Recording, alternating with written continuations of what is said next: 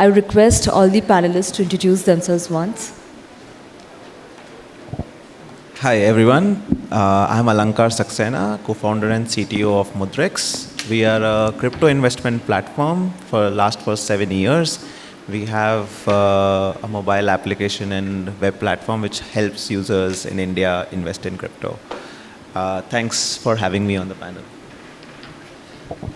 Thank you. My name is Anuj and I am Vice President Technology and Blockchain at ZebPay. ZebPay is one of the oldest crypto exchange in India, more than 10 years now. And I also mentor the Web3 startups and also teach blockchain at various forums. Thank you. Thank you. I'm Thakur Amardeep Singh. I'm representing Mr. Mint Blockchain. It is part of Mr. Mint ecosystem. We have different products. The most popular is Step Mint, which is a move to earn concept. We have another product called Sports Mint. This is a skill-based fantasy game. We are in the industry from last 3 years, and we have a community of more than 1 lakh people across the world. Thank you. Thank you. So my opening question is to all of you. While blockchain is often linked with cryptocurrencies, the application goes far beyond. So what are some of the most important use cases, or so as to say impactful use cases that you have seen in the area? For all, who would like to begin?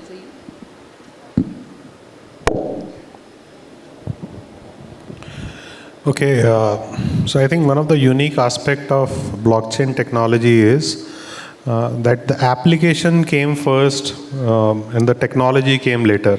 So Bitcoin was the first and the foremost application of blockchain technology, and the word blockchain actually came later, much later than the Bitcoin.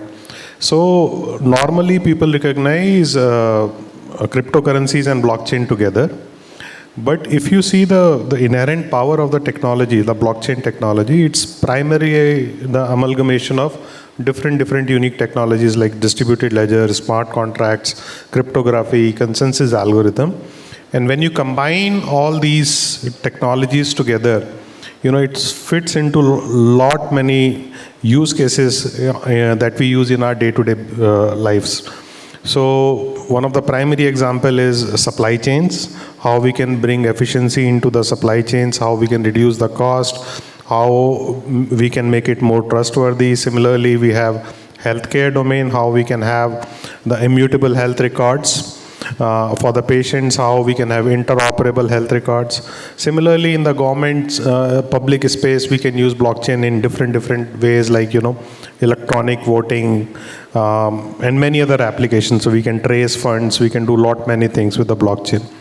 So these are some of the examples, but if you see the use cases of blockchain beyond cryptocurrency, those are huge in number.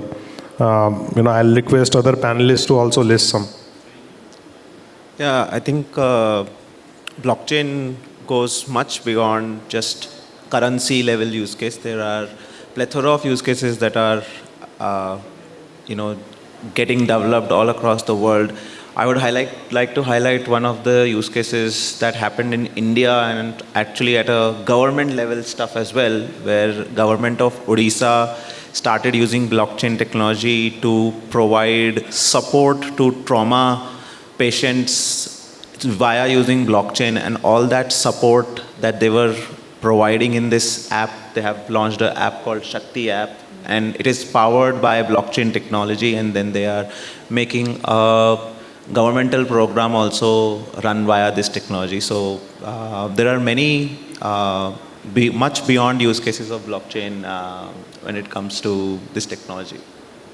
Adding to this, I think yes, blockchain is beyond cryptocurrency today, because it's not only changing the adaptability of blockchain in various sectors.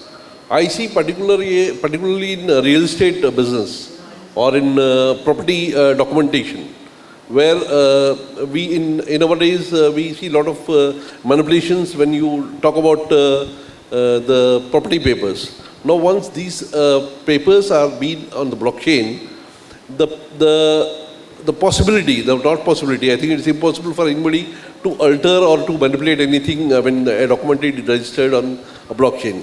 Similarly, in education sector also, I see there is a huge scope for the blockchain when come to education certificates. When you talk about there are a lot of stories when people are doing PhDs. The thesis, they work hard. If these theses are being put on blockchain, so the effort what an individual is making will not go against him. Nobody can copy that or kind of thing will not happen. And so this is just a beginning. It's just a beginning that people have started adopting blockchain beyond cryptocurrency. You spoke about supply chain and healthcare, and sir, you rightly pointed out about real estate. Yeah. So if you have to take sides and choose just one, so will the opinions be divided amongst all three of you that which is the sector which is going to have the most traction and the most potential out of these three: supply chain, healthcare, and real estate? So, it's very difficult to choose one because, you have applications across the board. So that is one thing. But, I'll still choose supply chain as the number one adopter because we have some existing use cases and existing applications.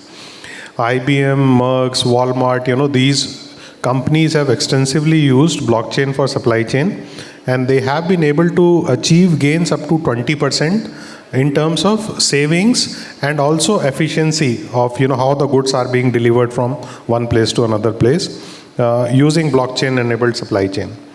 So supply chain generally, when you have multiple parties, there is a problem of trust, and blockchain solves that problem of trust. We can use smart contracts in blockchain to automate most of the supply chain contract handling part. Similarly, not only it enables trust, but it also brings a lot of automation in the system, so thereby, reducing the cost. It's a very big market, and using blockchain has been established as one of the great lever to achieve the efficiency, so I'll still choose supply chain. Yours? I guess, I would have to plus one on that because I guess primarily supply chain is the most prevalent use case that can be adopted by all the businesses readily available right now. And then there is not much regulatory uncertainty around using blockchain technologies in supply chain. While in healthcare and real estate, there might be some challenges that in different geographies you have to encounter, and then blockchain can flourish in those examples. So if I say impact-wise and value-wise, maybe real estate will probably become the biggest use case one day, but today's case, I think supply chain is the answer. So your opinion? Yeah, I agree totally what you said, Saxena. Yes, supply chain is very, they have started, in the early stages, they have started adopting this blockchain technology, where it will give very transparency to every stakeholder in the system, in the supply chain, from where the product is being manufactured, where it has gone, what is the raw material is coming from. Everything can be tracked, and the beauty of blockchain is you can go to the last end of the source where it is coming. So that's very important. You don't miss any link between which is happening generally in the system. So blockchain will definitely help, has helped the supply chain now. And similarly, a lot of areas are there where this can be implemented, and many people are already started adopting this. So supply chain wins at this moment. No, I don't say supply chain wins, because see, the scope is vast. Okay. You cannot just keep it to supply chain. I see educational field has very good. If you see government usages, the biggest consumer can be the government departments, because all the records, because in India or any government, when the government changes, we heard many times the documents are being destroyed, documents are being kept aside with hide to some place. In the legal system also you can use it. In the legal system also you can use this, everything. But particularly government side, I think it's going to be big use, because the transparency, the more credibility will be there for the government if they do everything on the blockchain. Thank you. Alankar, for you, how is DeFi evolving in India, and what role does regulations have to play in it? Sure. So generally, blockchain can be used for a lot of financial services.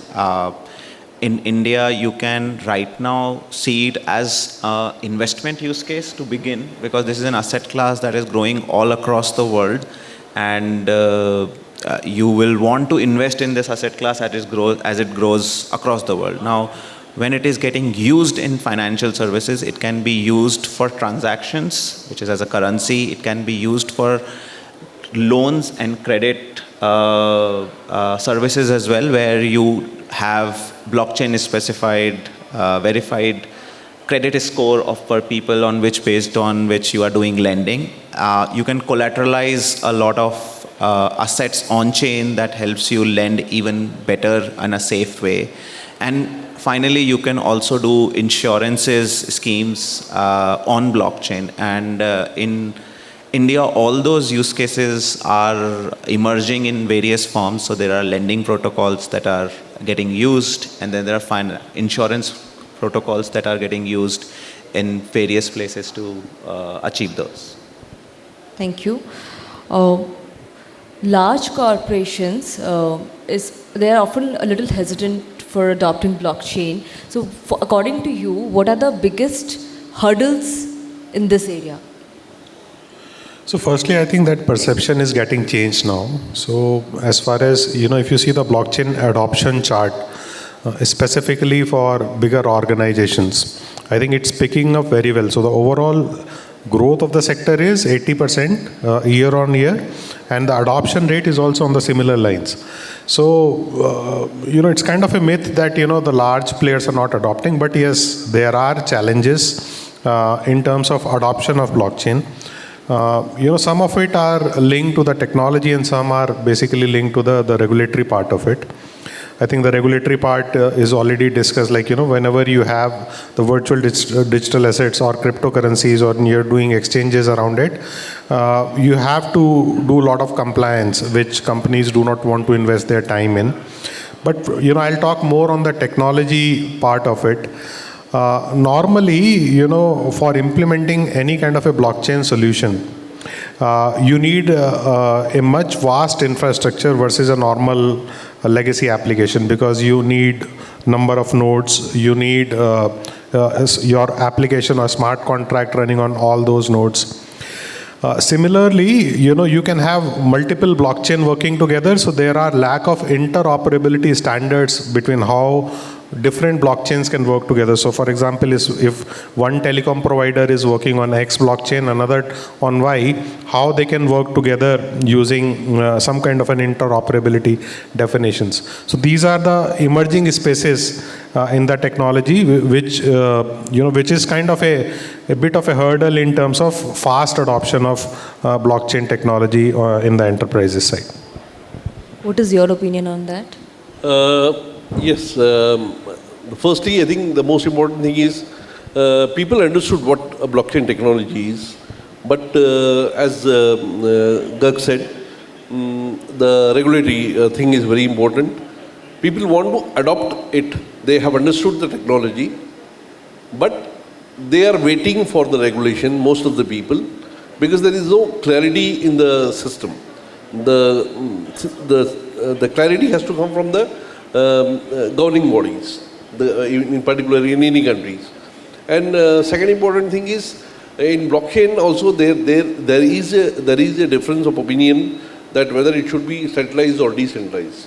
When we talk about the decentralized system, but most of the current adoption is in centralized system, where you have some control on your things. So I think this is also a challenge for people to adopt it. And most important is the regulation, I believe, because once the regulation is clear, there are people ready, big potential in India, Many people will adopt it, but only once the clarity is there as far as the regulation is concerned. You spoke about big opportunity. So in next 5 years, what, according to you, would be the biggest breakthrough in blockchain? Sir, after blockchain, when cryptocurrency came, we never expected that blockchain will be so soon in the market. Because, it's human nature that we don't stop at a certain level. And blockchain is not the end of the technology. I think there are so many people already started talking about quantum thing now. How soon it will be? We cannot say it will take 5 years. Because when I compare it to any other big development in any sector, after this blockchain technology, the things are moving very fast. So 5 years from now, where I see blockchain will be in every life. In every life, there is a touch of blockchain. Without you cannot be without blockchain for any kind of services. You name it, your medical records, you name it, your school education, you name it, your banking transactions, or you name it, your property transactions. You name it, any government document to be done. So every part, I think in 5 years I can see it will be almost covering almost everything. At what level it will be there, or blockchain will take over by something else, we cannot say now. Understood. And to truly scale the adoption of blockchain, I believe collaborations are very important. Be it startups, enterprises, government regulations. So what are your expectations, maybe from the regulation sides, or what are your suggestions when it comes to startups and enterprises working together? See, regulation side, expectation is the system has to be in such a way that it should be easy to work for anybody. Ease to work is very important. You talk about ease to work, but there is no ease to work in particularly in this sector. Still, there is a myth. We talk about blockchain, we talk about technology today, but still, back of the mind, everybody knows this is a gray area what we are working today. That's only because of non-clarity from the governing bodies about the regulation. The regulation has to be made very easy for startups. We don't have to see a big industry coming into this market. There is a hope that recently Reliance has started the token now. But no, I don't see the regulation has to be made for that big business houses. The governing body has to think in a way where it should allow the lower level, the startup people who are interested to come into this sector. For them, it should be such a way that they should not find it very difficult to come into this industry. Because this is revolutionize the business system in India, because we are the biggest population in India, we are the biggest startups in India. So I think that has to be there. And what is your opinion? On the regulations? Yes. Like the collaborations, the collaboration of the regulatory bodies, startups and enterprises. So one good thing is that, as far as the government of India is concerned, they are very clear about permissioned blockchain space. So if you want to create any kind of an enterprise application on blockchain, there is no hurdle from any of the government bodies. In fact, the government itself is running 2 center of excellence of blockchain. One of them I am mentor in. It's called as APRI. It's a center of excellence run by the MeitY government, where they promote all kind of enterprise blockchain applications. The only space where the regulations are missing or kind of currently in the evolving space is your virtual digital assets or cryptocurrencies.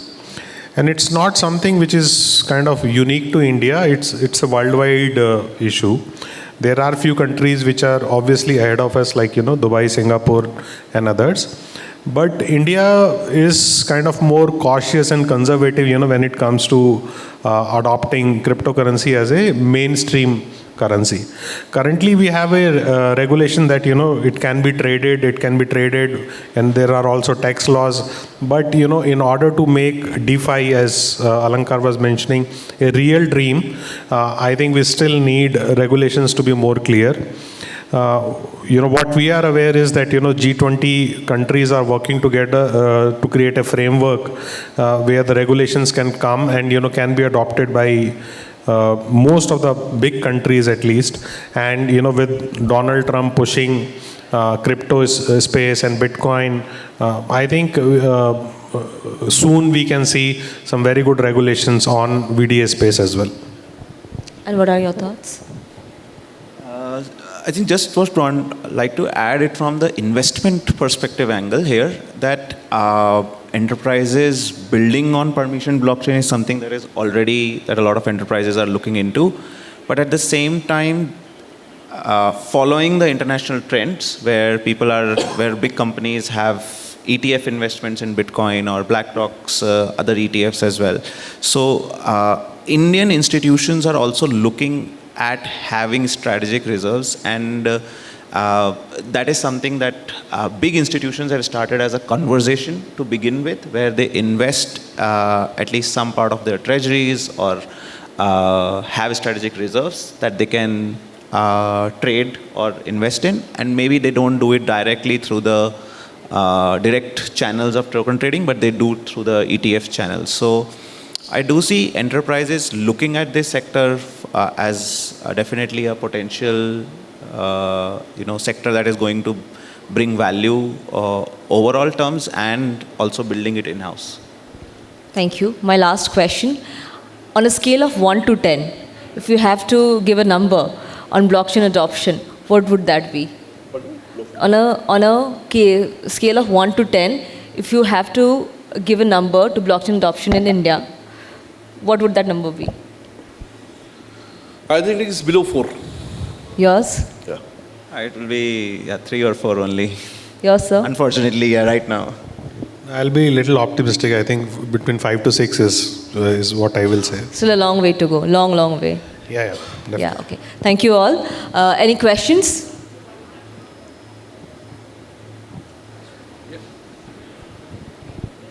Yes.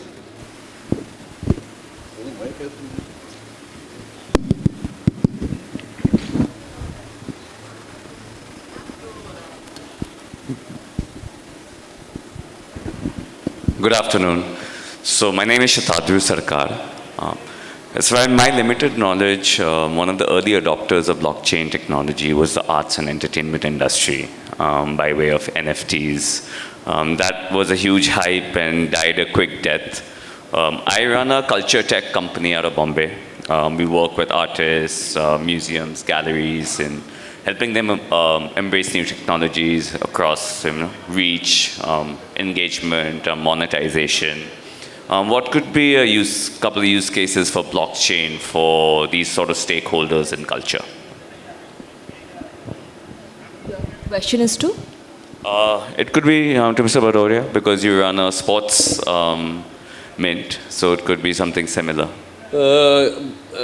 You're talking about the use cases for the blockchain, right? Blockchain tool in the culture and arts sector, one of the sectors which was an early adopter.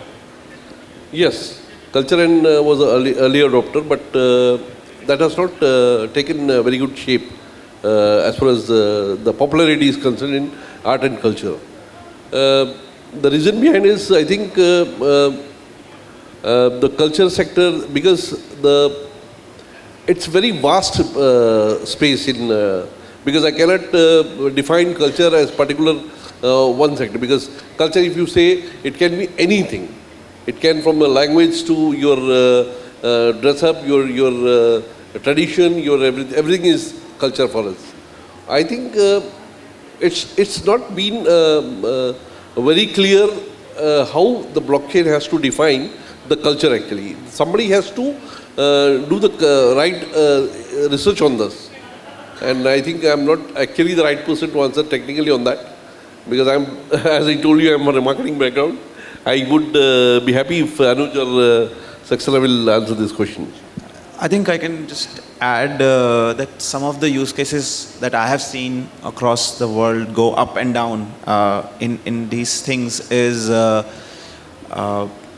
you want to live in a world where art or cultural pieces then are given the appropriate recognition to the artist. And when you create a system, you want it to work for two ways: that it's fair to the artist as well as it rewards the right people with the right incentives. And I think current economic schemes have not really solved that problem yet, even though technically that can be unique, let's say, attributed uniquely to the artist.